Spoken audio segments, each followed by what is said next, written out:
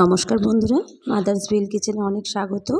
আমি আজকে গাজরের হালুয়া রেসিপিটি আপনাদের সঙ্গে শেয়ার করব বলে চলে এসেছি। তা আমি রেসিপিটি বানানোর জন্য কড়ার মধ্যে ঘি নিয়েছি, ঘিয়ের মধ্যে এলাচ আর তেজপাতা ফোড়নে দিয়েছি। আর এই যে গাজর গ্রেট করে রেখেছি। এই গাজরের কালার এক এক রকম ভ্যারাইটি হিসেবে হয়। সব গাজর যেরকম ইয়েলিশ কালার হয় তা না, অরেঞ্জিস কালারও হয় কিছুটা। দেশি গাজর আছে, হাইব্রিড আছে। তা যেটা যেরকম যাই হোক, তবে দেশি গাজরের খুব সুন্দর নরম হয়, খেতে ভালো হয়।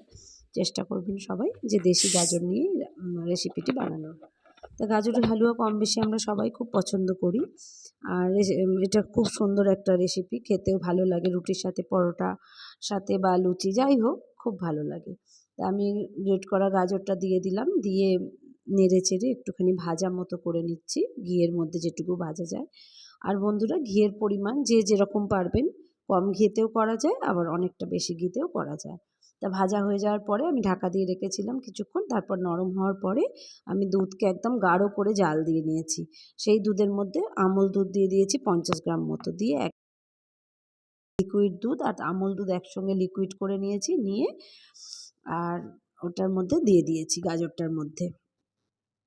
দিয়ে এবার আমি নেড়ে চেড়ে একটুখানি মিশিয়ে নেওয়ার পরে আরও 1 চামচ ঘি আমি ওর মধ্যে অ্যাড করে দিলাম।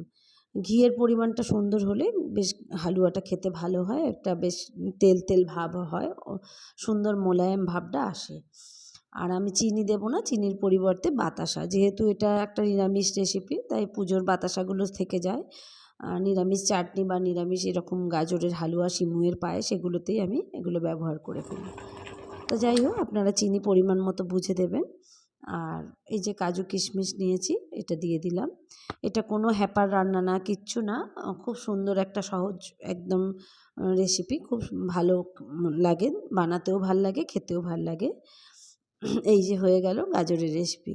বন্ধুরা, ভালো লাগলে সবাই লাইক, কমেন্ট, শেয়ার করবেন। ভালো থাকবেন।